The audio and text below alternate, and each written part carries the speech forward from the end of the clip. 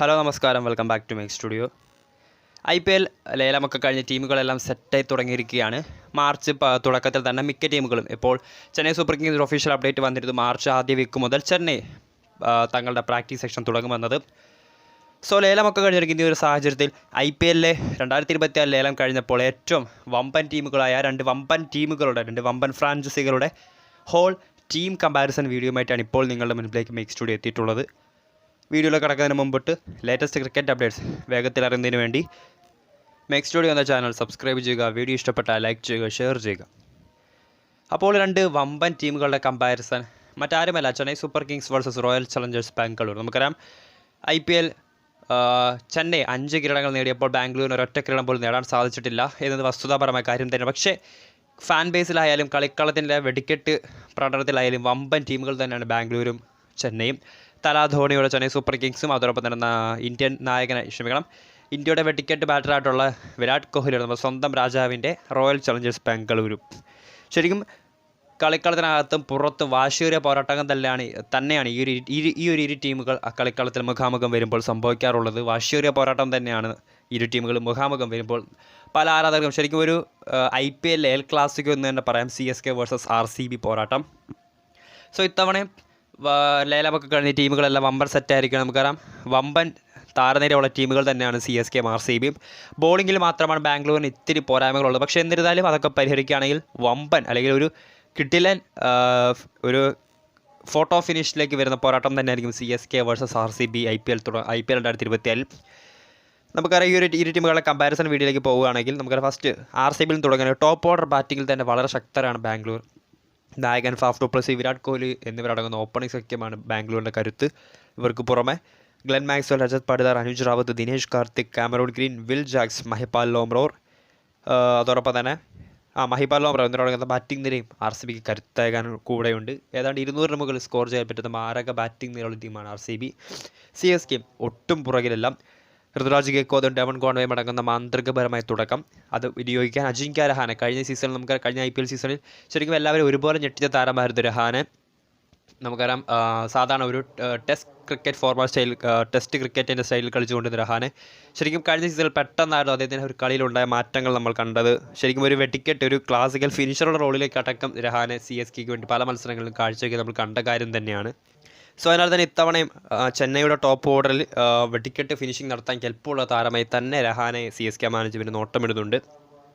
ഇവർക്കെല്ലാവർക്കും പുറമെ Ravindra Jadeja, Mitchell Santner, Moeen Ali, Shivam Dube, അതോടൊപ്പം തന്നെ ഷാർദുൽ ഠാക്കൂർ എന്നിവരടങ്ങുന്ന batting, Daryl Mitchell, Rachin Ravindra എന്നിവരടങ്ങുന്ന ബാറ്റിംഗ് നിരയും ചെന്നൈക്ക് കരുത്തേക്കാൻ കൂടെയുണ്ട്.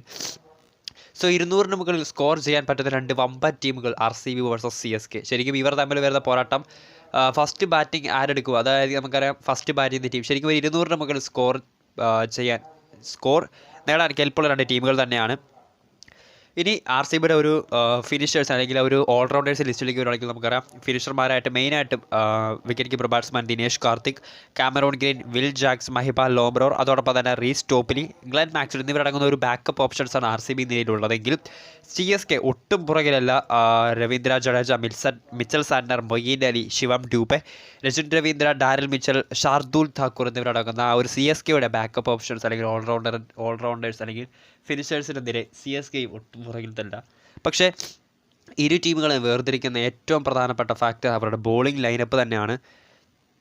CSK നോക്കുകയാണെങ്കിൽ മാരക ബോളിംഗ് നിരയുള്ള ടീമാണ് CSK. നമുക്കറിയാം ക്യാപ്റ്റൻ മഹേന്ദ്ര സിംഗ് ധോണിയുടെ തന്ത്രങ്ങൾ കൂടെ ചേരുമ്പോൾ CSK ശരിക്കും തങ്ങളുടെ 6ാം കിരീട ലക്ഷ്യം അല്ലെങ്കിൽ ശരിക്കും ഈ ഒരു IPL കിരീടം ഉയർത്താൻ ഏറ്റവും കൂടുതൽ ചാൻസ് ഉള്ള ടീം ചെന്നൈ സൂപ്പർ കിങ്സ് തന്നെയാണ്. കഴിഞ്ഞ ദിവസം ഒരു പവർ റാങ്കിങ് വീഡിയോ ചെയ്തിരുന്നു, ടോപ്പ് 10 പവർ റാങ്കിങ്. ശരിക്കും അതിൽ 1ാം സ്ഥാനത്ത് വന്നത് ചെന്നൈ സൂപ്പർ കിങ്സ് തന്നെയായിരുന്നു. CSKയുടെ ബോളിംഗ് ലൈനപ്പിലേക്ക് വരുവാണെങ്കിൽ നമുക്കറിയാം അവരുടെ മെയിൻ ബോളർ ദീപക് ചഹാർ എന്ന ഒരു ഇന്ത്യൻ താരമാണ്. അദ്ദേഹത്തിന് പുറമെ ഇത്തവണ ചെന്നൈയുടെ പഴയ താരമായിരുന്ന ഷാർദുൽ ഠാക്കൂർ കൂടി CSK നിരയിലേക്ക് മടങ്ങിയെത്തുന്നുണ്ട്.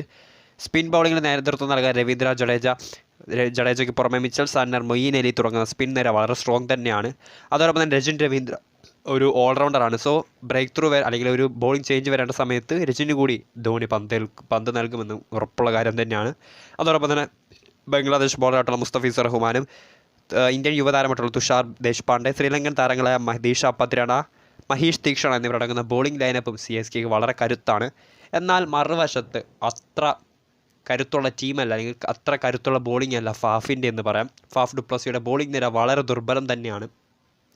നമുക്കറിയാം കഴിഞ്ഞ സീസണിലാണെങ്കിൽ RCBയെ സംബന്ധിച്ച് നോക്കുകയാണെങ്കിൽ മികച്ച പേസ് നിരയുള്ള ടീം തന്നെയായിരുന്നു. മുഹമ്മദ് സിറാജും അതോടൊപ്പം തന്നെ ഹർഷൽ പട്ടേലും അടങ്ങുന്ന ഒരു ജോഷ് ഹേസൽവുഡ് ഓസ്ട്രേലിയൻ താരം അടങ്ങുന്ന പേസ് നിര വളരെ സ്ട്രോങ് തന്നെയാണ്. സ്പിന്നിലും കാര്യങ്ങൾ ഒട്ടും പുറകിലായിരുന്നില്ല. വനിന്ദു ഹസറംഗ് എന്ന മെയിൻ സ്പിൻ ബോളർ തന്നെയായിരുന്നു RCBയുടെ കഴിഞ്ഞ സീസണിലെ ആ ഒരു ഭേദപ്പെട്ട പ്രകടനത്തിൻ്റെ ആധാരം. എന്നാൽ ഇത്തവണ ഹർഷലിനെയും ഹേസൽവുഡിനെയും ഹസറംഗയും ഒക്കെ റിലീസ് ചെയ്തുകൊണ്ട് ശരിക്കും ഒരു മികച്ച അല്ലെങ്കിൽ ഒരു പുത്തൻ ഉണർവ് നൽകുന്ന ടീമാക്കാനായിരുന്നു RCB മാനേജ്മെൻറ്റ് ശ്രമിച്ചതെങ്കിൽ പോലും ലേലത്തിലൂടെ അത്ര മികച്ച ബോളർമാരെ കൂടാരത്തിലേക്ക് എത്തിക്കാൻ ബാംഗ്ലൂരിന് സാധിച്ചിട്ടില്ല. അത് ശരിക്കും 100% സത്യമായ കാര്യം തന്നെയാണ്. അവരുടെ ബോളിംഗ് ലൈനപ്പിലേക്ക് വരുവാണെങ്കിൽ നമുക്കറിയാം RCBയുടെ മെയിൻ ഫോക്കസ്ഡ് ബോൾ എന്ന് പറയുന്നത് മുഹമ്മദ് സിറാജ് എന്ന ഇന്ത്യൻ താരം തന്നെയാണ്. സിറാജിൻ്റെ ആ ഒരു ഓപ്പണിംഗ് ബോളിങ്ങിൻ്റെ തുടക്കം തന്നെയായിരിക്കും ബാംഗ്ലൂരിൻ്റെ ബോളിംഗ് അല്ലെങ്കിൽ ബാംഗ്ലൂരിൻ്റെ ബോളിങ്ങിലെ പോരായ്മകൾ പരിഹരിക്കാൻ പോകുന്നത്. സിറാജിന് പുറമെ നമുക്കറിയാം റീസ് സ്റ്റോപ്പിലി എന്ന ഇംഗ്ലീഷ് താരം, മായങ്ക് തകർ എന്ന യുവതാരം ഇത്തവണ SRHൽ നിന്നും ട്രേഡ് ചെയ്ത താരമാണ്. യുവ ഓൾറൗണ്ടർ മായങ്ക് തകർ, ഒരു ഓഫ് സ്പിന്നറാണ് തകർ. ഇവർക്ക് പുറമെ യുവ താരമായിട്ടുള്ള Vyshak Vijaykumar, Akash Deep, Himanshu, Rajan Kumar, Alzarri Joseph, West Indies താരമായിട്ടുള്ള അൽസാരി ജോസഫ് കഴിഞ്ഞ സീസണിൽ ഗുജറാത്ത് ടൈറ്റൻസിൻ്റെ താരമായിരുന്നു അൽസാരി. അതോടൊപ്പം തന്നെ യഷ് ദയാൽ, മറ്റൊരു ഗുജറാത്ത് ടൈറ്റൻസ് താരം, ഇന്ത്യൻ യുവതാരമായിട്ടുള്ള യഷ് ദയാൽ കഴിഞ്ഞ സീസണിൽ ഗുജറാത്തിൻ്റെ താരമായിരുന്നു. ഇവർക്കെല്ലാവർക്കും പുറമെ ടോം കറൻ, ലോക്കി ഫെർഗൂസൺ എന്നിവരടങ്ങുന്ന ഒരു ബോളിംഗ് ലൈനപ്പാണ്. അതോടൊപ്പം തന്നെ കാമറോൺ ഗ്രീനും വിൽ ജാക്സും സ്പിന്നറായിട്ട് മഹിപാൽ ലോംറോറും ഗ്ലെൻ മാക്സ്വൽ എന്ന ഓൾറൗണ്ടർ കൂടി, മാക്സ്വലിൻ്റെ സ്പിൻ ബോളിംഗ് കൂടി ചേരുന്നതാണ് RCBയുടെ ബോളിംഗ് ലൈനപ്പ് എന്ന് പറയുന്നത്. ശരിക്കും ഒരു സ്റ്റെബിലിറ്റി ഇല്ലാത്ത ബോളിംഗ് ലൈനപ്പ് തന്നെയാണ് RCBക്ക് പ്രശ്നം അല്ലെങ്കിൽ പരിഹരിക്കാനായി മുന്നിലുള്ളത്. നമുക്കറിയാം എക്സ്പീരിയൻസ്ഡ് ബോളേഴ്സായി സിറാജിനെയും റീസ്റ്റോപ്പിനെയും വിൽ ജാക്സിനെയും മാറ്റി നിർത്തുകയാണെങ്കിൽ അത്ര എക്സ്പീരിയൻസ് കുറഞ്ഞ ബോളിംഗ് ലൈനപ്പ് തന്നെയാണ് RCB നിരയിൽ. അതോടൊപ്പം തന്നെ പേസ് ബോളിങ്ങിൽ കാര്യമായ പ്രശ്നങ്ങളില്ലെങ്കിൽ പോലും നമുക്കറിയാം അൽസാരി ജോസഫ്, യഷ് ദയാലും, ടോം കറൻ, ലോക്കി ഫെർഗൂസനും അടങ്ങുന്ന മറ്റ് താരങ്ങൾ ഫോമിലേക്ക് ഉയരുകയാണെങ്കിൽ ശരിക്കും സിറാജിനൊപ്പം കട്ടയ്ക്ക് നിൽക്കുകയാണെങ്കിൽ RCBയുടെ പേസ് ലൈനപ്പ് പിന്നെയും ഭേദപ്പെട്ട പ്രകടനം പുറത്തെടുക്കും. പക്ഷേ എന്നാൽ സ്പിന്നിൽ കാര്യങ്ങൾ അങ്ങനെയല്ല. കറക്കി വീഴ്ത്താൻ കെൽപ്പുള്ള വമ്പന്മാർ ബാംഗ്ലൂർ നിരയിലില്ല. അത് തന്നെയാണ് അവർക്ക് ഏറ്റവും വലിയ പ്രധാനപ്പെട്ട വെല്ലുവിളി.